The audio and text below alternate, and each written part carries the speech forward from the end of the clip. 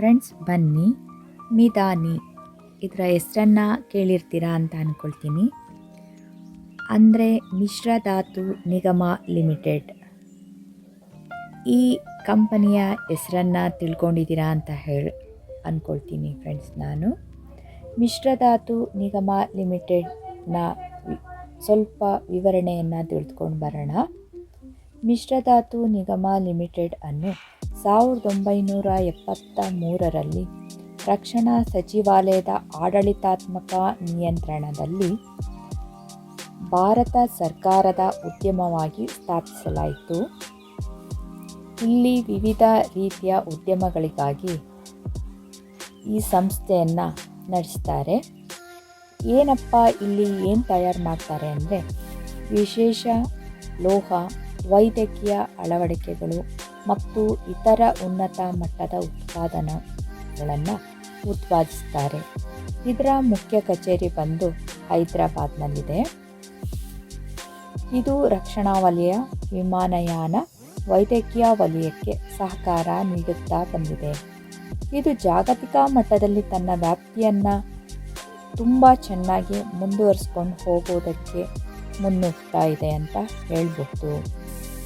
ಮಿಶ್ರಧಾತು ನಿಗಮ ಲಿಮಿಟೆಡ್ನವರು ಅಂದರೆ ಮಿದಾನಿ ಅಧಿಕೃತ ಅಧಿಸೂಚನೆಯ ಮೂಲಕ ಸಹಾಯಕ ವ್ಯವಸ್ಥಾಪಕರ ಹುದ್ದೆಗಳಿಗೆ ಭರ್ತಿ ಮಾಡಲು ಆಸಕ್ತ ಅಭ್ಯರ್ಥಿಗಳಿಂದ ಅರ್ಜಿಯನ್ನು ಆಹ್ವಾನಿಸುತ್ತಾರೆ. ಸಂಸ್ಥೆಯ ಹೆಸರು ನೀವೆಲ್ಲ ತಿಳಿದಿದ್ದೀರಿ, ಈಗಾಗಲೇ ತಿಳಿಸ್ತೀನಿ, ಮಿದಾನಿ ಅಂತ ಹೇಳಿಬಿಟ್ಟು.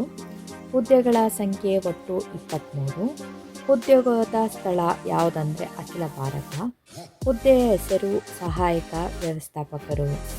ಇದಕ್ಕೆ ಕ್ವಾಲಿಫಿಕೇಷನ್ ಏನು ಬೇಕು ಅಂತ ಕೇಳಿದ್ದಾರೆ ಅಂದರೆ BE, BTech, MBA ಮತ್ತು ಡಿಪ್ಲೊಮಾವನ್ನು ಪೂರ್ಣಗೊಳಿಸಿರಬೇಕೆಂದು ಇವರು ಹೇಳುತ್ತಾರೆ. ಏಜ್ ಲಿಮಿಟ್ ಏನು ಅಂತ ತಿಳ್ಕೊಳ್ಳೋಣ. ಗರಿಷ್ಠ ವಯಸ್ಸು 10/9/2025ರಂತೆ 30 ವರ್ಷಗಳು. ವಯಸ್ಸಿನ ಸಡಿಲಿಕೆ ಈ ಮಿಶ್ರಧಾತು ನಿಗಮ ಲಿಮಿಟೆಡ್ನವರ ನಿಯಮದ ಪ್ರಕಾರ ಇರುತ್ತೆ ಅಂತ ಹೇಳ್ತೀನಿ ಫ್ರೆಂಡ್ಸ್. ಈ ಸಂಸ್ಥೆಯಲ್ಲಿ ಸಂಬಳ ತಿಂಗಳಿಗೆ 40,000ದಿಂದ 1,40,000 ಎಂದು ತಿಳಿಸಿದ್ದಾರೆ.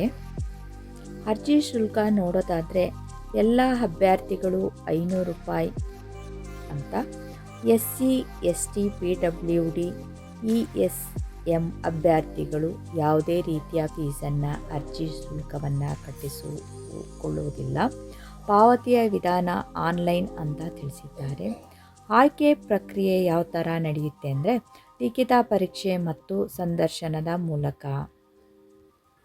ಅರ್ಜಿ ಸಲ್ಲಿಸಲು ಯಾವ್ಯಾವ ದಾಖಲೆ ಬೇಕಾಗುತ್ತೆ ಅಂದರೆ ಈ ಸಂಸ್ಥೆಯ ನೇಮಕಾತಿಯ ಅಧಿಸೂಚನೆಯನ್ನು ಸಂಪೂರ್ಣವಾಗಿ ಓದಿಕೊಳ್ಳಿ ಮತ್ತು ಇದಕ್ಕೆ ಸಂಬಂಧಪಟ್ಟಂತಹ ಅರ್ಹತಾ ಮಾನದಂಡಗಳನ್ನು ಯಾವ ರೀತಿ ಪೂರೈಸಿಕೊಳ್ಳಬೇಕು ಎಂದು ತಿಳಿದುಕೊಳ್ಳಿ.